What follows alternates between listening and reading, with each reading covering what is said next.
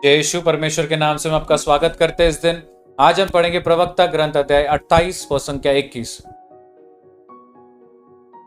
कोड़े की मार से साँड़ भड़क जाती, किंतु जिह्वा की मार हड्डियां तोड़ती है। मेरे भाई और बहनों, अगर हम किसको मारते हैं तो वो चोट कुछ समय के लिए है और वो चोट भर जाता है, लेकिन जब किसको हम अपने शब्दों से मारते हैं वो हड्डी तोड़ने से भी ज्यादा लगता है, क्योंकि वो हृदय को तोड़ता है। मेरे भाई और बहनों, एक चीज जान लो कि हम योग्य नहीं है उसके सिंहासन के सामने जाने के लिए, लेकिन उसके बेटे के बलिदान के द्वारा हम योग्य बन चुके हैं। उसका 100% बनता है हमें हमेशा दंड देने के लिए, क्योंकि हम हर सेकंड गलत करते हैं, लेकिन फिर भी वो अपने मुंह से एक चीज भी हमारे विरुद्ध नहीं कहता है, क्योंकि वो प्रेमी पिता है। वो प्रेम भरा बात कहता है। उसका बात हमेशा बदलने का रहता है, उसके पास आने का रहता है, पश्चाताप रहता है। जिस प्रकार हम सुंदर तरीके से वचन पढ़ते हैं, एक स्त्री जब व्यभिचार के उसमें पकड़ी गई थी, हर एक जन उसके पास आया, यीशु के पास आकर कहता है कि ये व्यभिचार में पकड़ी गई, मूसा के अनुसार कि उसको पत्थर मार कर मारा जाएगा।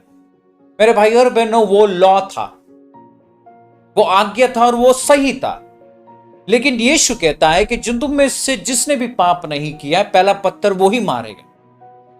और वहां से सब जन चले जाते, केवल यीशु वहां खड़ा रहता है। यीशु के पास 100% मारने का अधिकार था, क्योंकि उसने पाप नहीं किया था। लेकिन फिर भी वो स्त्री से कहता है, क्या कोई भी यहां तुझे पत्थर नहीं मारा? ये बेटी नहीं। तो बोलते, जा, मैं भी तुम्हें दोष नहीं देता हूं, पाप नहीं कर। उसका शब्द प्रेम भरा था। मेरे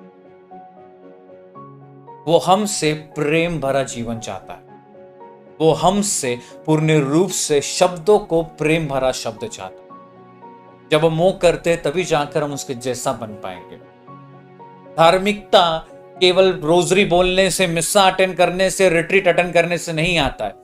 धार्मिकता एक जीवन है कि हम किस प्रकार बोलते हैं, जीते हैं, उसमें धार्मिकता दिखता है। तो आज मेरे भाई और बहनों, हम पूर्ण रूप से अपने हृदय को परमेश्वर की ओर लगाकर ये प्रार्थना को पूर्ण रूप से मांस बनने के लिए प्रार्थना करेंगे। इस समय अपने आंखों को बंद रखें। हे पिता परमेश्वर, इस वचन के लिए धन्यवाद देते। इतने सुंदर तरीके से परमेश्वर तेरा वचन कहता है कि चोट को तो भरा जा सकता है, लेकिन शब्द के द्वारा जो चोट है परमेश्वर, वो कैसे भरेगा? तू जानता है परमेश्वर, हम अपने अपने शब्दों के द्वारा कितने लोगों को चोट पहुंचाया। हंसी मजाक में परमेश्वर हम ऐसा चीज कह देते कि परमेश्वर और लोग पूर्ण रूप से नष्ट हो जाते। हमारे शब्दों के द्वारा कितने लोगों ने पाप किया है, तू जानता है। आज सब चीजों को आपके सामने रखते परमेश्वर, इस समय पूर्ण रूप से तेरे लहू से हमें शुद्ध कर, नया बना। हर एक चीजों को परमेश्वर हमारे जीवन से निकाल। हमें यह याद दिला परमेश्वर कि तू एक प्रेमी पिता और हमें भी प्रेम भरा जीवन जी। ये सुबह परमेश्वर अपने जीवन को आपके हाथों में पूर्ण रूप से देते हुए यही प्रार्थना परमेश्वर तेरे नाम से हम मांगते और कबूल करते हैं। आमीन। जय यीशु।